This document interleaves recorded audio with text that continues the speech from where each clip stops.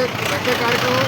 అదే రకంగా అమెరికా ఏదైతే దాడులు చేస్తూ ఉన్నదో ప్రపంచవ్యాప్తంగా 3వ ప్రపంచ దేశాలపై యుద్ధం ప్రకటించి దాడులు చేస్తూ ఉన్నదో దానికి వ్యతిరేకంగా ఇవాళ దేశవ్యాప్తంగా మార్క్సిస్ట్ పార్టీ ఇష్టబొమ్మలు లేదా నిరసన కార్యక్రమాలు చేయాలని చెప్పేసి పిలుపునివ్వడం జరిగింది. దాంట్లో భాగంగా నారాయణగఢ్ జిల్లా కేంద్రంలో కూడా ఇవాళ ఇష్టబొమ్మ దగ్గర కార్యక్రమం కొనసాగుతున్నది.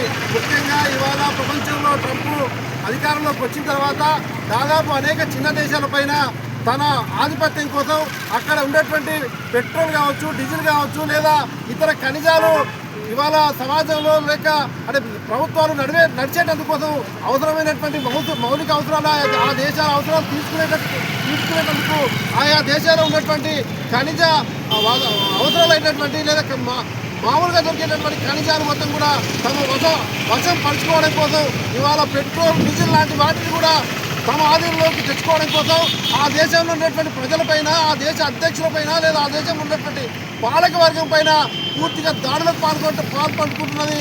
దాడులు చేయడం అంటే ఒక రకంగా ఆ దేశంలో ఉన్నటువంటి యంత్రాంగాన్ని మొత్తం కూడా సర్వనాశనం చేసి ఆ దేశాన్ని తన ఆధీనంలోకి తీసుకొని ఇవాళ మొత్తంగా ప్రపంచంలో ఉన్నటువంటి అగ్రగామి దేశంగా లేదా సామ్రాజ్యవాద దేశంగా పూర్తిగా పెత్తనం చెలాయిస్తూ ఉన్నది. ఆ రకంగా చెలాయించడం అంటే ఇవాళ ప్రపంచంలో ఉన్నటువంటి 3వ ప్రపంచ దేశాలు కావచ్చు లేదా ప్రపంచంలో పేద దేశాలైనటువంటి దేశాలపైన ఇవాళ చాలా నష్టాలకు లేదా పేద ప్రజలు నష్టానికి గురి అయ్యేటటువంటి స్థితి ఇవాళ ప్రపంచంలో నెలకొని ఉన్నది. ఒక ట్రంప్ కారణంగా లేదా ఒక అమెరికా కారణంగానే ఇవన్నీ కూడా కొనసాగుతూ ఉన్నాయి. దాంట్లో భాగంగా ఇవాళ దేశంలో కూడా మన భారతదేశానికి సంబంధించి కూడా ఆ యుద్ధం కారణంగా పెట్రోల్, డీజిల్ లాంటివి మన దేశానికి వచ్చి దిగుమతి అయ్యే స్థితి ఈ దేశానికి ఉన్నది. ఆ రకంగా దిగుమతి అవుతున్నటువంటి సమయంలో ఇట్లాంటి యుద్ధాలు నెలకొంటే ఇట్లాంటి యుద్ధాలు సంభవిస్తే, ఇట్లాంటి యుద్ధాలు ఒకవేళ అమెరికా చేస్తే ఆ అమెరికా ఇవాళ ఆ యుద్ధాలు అంతటితో ఆగవు. ఇవాళ భారతదేశం పైన కూడా చాలా ప్రభావం పడేటటువంటి పరిస్థితి ఉన్నది. ఆ రకంగా పెట్రోల్, డీజిల్ ఈ దేశానికి రాకపోవడం ఒక్కడే కాదు, ఇవాళ నిత్యావసర వస్తువులు అంటే పెట్రోల్, డీజిల్ పైన ఆధారపడి నడుస్తున్నటువంటి చిన్న మధ్య తరహా వ్యాపారాలు కావచ్చు లేదా దాని ద్వారా తయారైనటువంటి నిత్యావసర వస్తువులు కావచ్చు, ఇట్లాంటి వస్తువుల ధరలు విపరీతంగా పెరిగేటటువంటి పరిస్థితి ఏర్పడుతుంది. ఇప్పటికే ఇవాళ అనేక దేశాల్లో చాలా ఎక్కువ మొత్తంగా నిల్వ పెట్టినటువంటి పెట్రోల్, డీజిల్ నిల్వ పెట్టినటువంటి పరిస్థితి ఆయా దేశాలకు ఉన్నప్పటికీ కూడా మన దేశంలో కేవలం ఒక నెల ఈ రకంగా యుద్ధం కొనసాగితే ఈ దేశంలో అట్లాంటి నిల్వలు చేసుకునే పరిస్థితి కూడా మన దేశం లేదు. అంటే ఇవాళ మన దేశం కూడా ఎంత దిగజారిన స్థితిలో ఉన్నదో మనం అర్థం చేసుకోవాలి.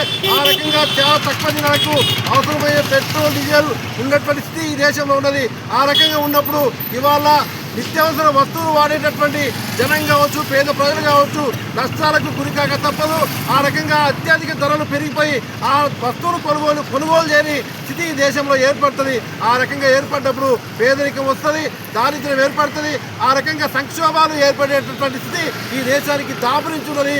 కాబట్టి యుద్ధం వద్దు, శాంతి వద్దు లేదా యుద్ధాలు ఆపాలని చెప్పేసి అమెరికా సామ్రాజ్యం ఏ రకంగా అయితే ప్రపంచవ్యాప్తంగా యుద్ధాన్ని కొనసాగిస్తా ఉన్నదో ఆ ప్రపంచవ్యాప్తంగా అమెరికా సామ్రాజ్యవాదం కొనసాగించేటటువంటి యుద్ధాలని వెంటనే ఆపాలని చెప్పేసి డిమాండ్ చేస్తూ దేశవ్యాప్తంగా ఆందోళన కార్యక్రమాలు ఇవాళ చేస్తూ ఉన్నాం. కాబట్టి వెంటనే ఇరాన్ పైన అమెరికా సామ్రాజ్యవాద పెత్తనం అనేది ఆగాలని చెప్పేసి ఆ రకంగా ఆయా దేశ అధ్యక్షులపైన కావచ్చు, ఆ దేశ ప్రజలపైన కావచ్చు మారకుండా వెంటనే ఆపాలని చెప్పేసి ఈ సందర్భంగా మేము దేశవ్యాప్తంగా మార్క్సిస్ట్ పార్టీగా డిమాండ్ చేస్తూ ఉన్నాం. లైక్ చేయండి, షేర్ చేయండి, సబ్స్క్రైబ్ చేయండి. మరిన్ని వీడియోల కోసం బెల్ సింబల్ పై క్లిక్ చేయండి.